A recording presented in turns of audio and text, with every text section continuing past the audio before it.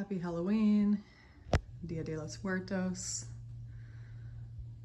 I wanted to share the ofrenda, the altar that we put together this year for our ancestors. It feels really special. It's something that I've thought about doing for a long time and have done smaller versions of it, but I don't know, feel like I was doing it justice. And this year I just put more time and thought into it, and it feels really special and important. And I thought I would share just a few little things. So in the center here, this is a clock that my grandpa Bill, who died in January, he was a woodworker. He made that clock, one of many, many creations by him.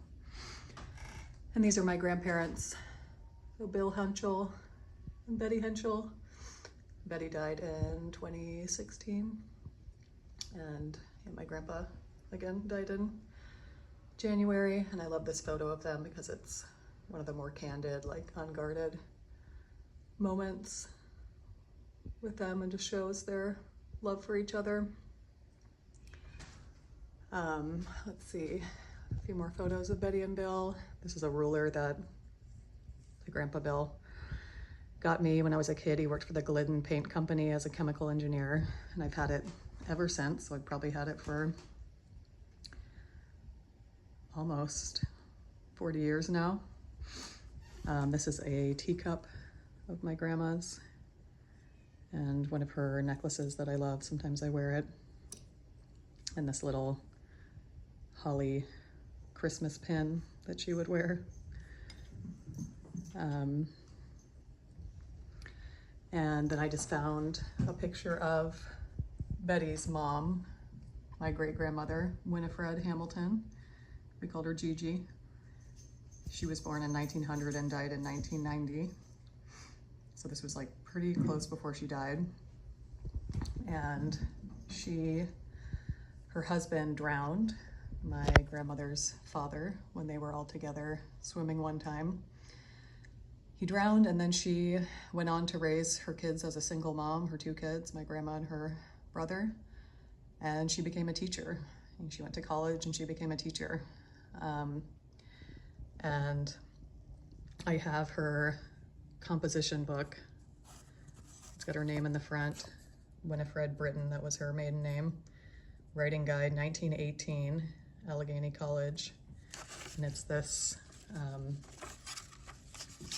handbook of composition, very, very old school, but I've had it, and I love this symbol of her life and the connection I have to her as a writer and a teacher. It's really special, and the older I get, the more special these things are to me. I won't go through every picture, but there's my mom and my older sister, one of my cousins, and my grandma. And all of us, there's me, my younger sister and older sister, and our grandma reading at one of our houses in Georgia. And my grandparents always had a bowl of, we have our little calavera here, little skull. They always had a bowl of peanut M&Ms out at their house.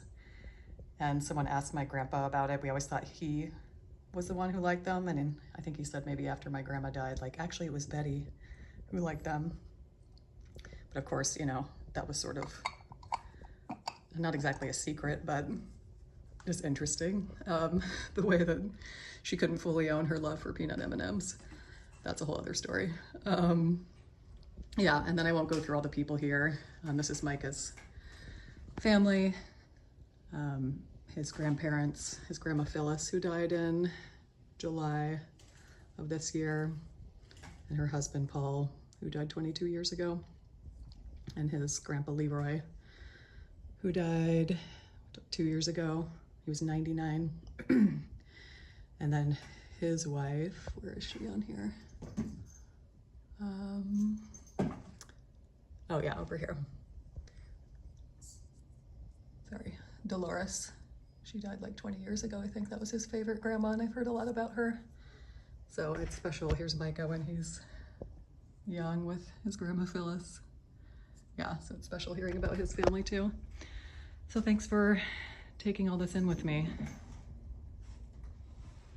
And yeah, here we are at the thinning of the veil, taking in the wisdom from our ancestors. All right, love you all.